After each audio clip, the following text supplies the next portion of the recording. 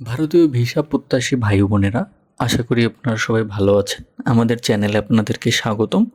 আমরা প্রতিদিন ভারতীয় ভিসা সম্পর্কিত আপডেট দিয়ে থাকি। আমরা ভারতীয় ভিসা প্রসেসিং নিয়ে কাজ করি। আমাদের কাছে সবার আগে আপডেট পেয়ে যাবেন। আমরা আজকের আপডেট আপনাদেরকে জানাবো।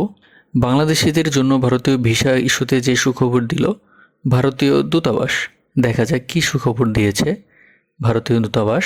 ভিসা প্রক্রিয়া সহজ এবং কম খরচে উন্নত চিকিৎসার আশায় ভারতমুখী হয়েছিলেন বাংলাদেশি রোগীরা।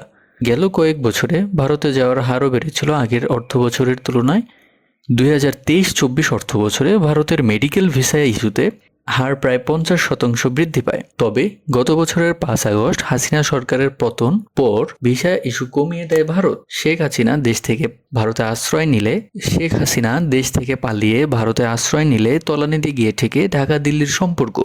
পরে বাংলাদেশিদের ভিসা দেওয়া বন্ধ করে দেয় দেশটি। এক পর্যায়ে ট্যুরিস্ট ভিসা ছাড়া বাকি সব ক্যাটাগরিতে স্বল্প পরিসরে ভিসা দেওয়া শুরু করে ভারত। তবে বাংলাদেশি রোগীদের স্বাভাবিক সংখ্যায় মেডিকেল ভিসা দেওয়ার ব্যাপারে গড়িমসি শুরু করছে মোদির দেশ।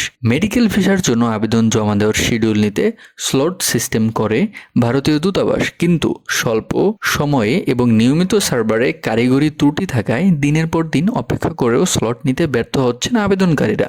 ফলে দৌরত্ব বেড়েছে দালালদের। এক্ষেত্রে জরুরি প্রয়োজনেও ভিসা না পেয়ে বিপাকে পড়েছেন অসুস্থ ব্যক্তিরা। ভিসার জন্য স্লট নেওয়ার সমস্যা নিরসনে পদক্ষেপ নিয়েছে দূতাবাস।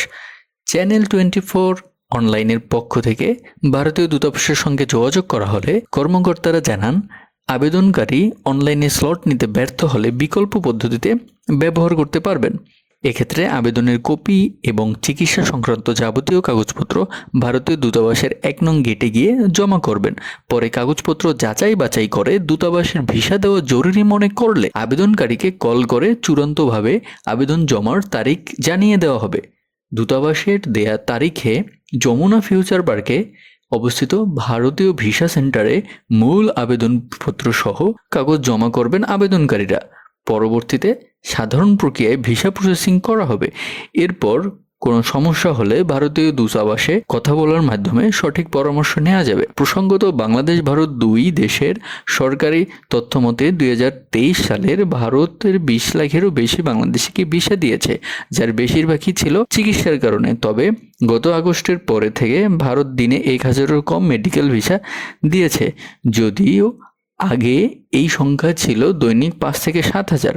মেডিকেল ভিসার হার ক্রমাগত কমতে থাকায় চীনের দিকে ঝুঁকছে বাংলাদেশিরা। সুপ্রিয় ভারতীয় ভিসা প্রত্যাশী ভাই বোনেরা, আশা করি আপনারা বুঝতে পেরেছেন যে ভিসা নিয়ে ভারতীয় দূতাবাস যে ব্যাখ্যা দিয়েছে, আপনারা সেই অনুযায়ী যদি অ্যাপ্লাই করেন তাহলে আশা করা যায় যে ভিসা পাওয়া যেতে পারে। সবার আগে আপডেট পেতে আমাদের চ্যানেলটি সাবস্ক্রাইব করুন। ধন্যবাদ সকলকে।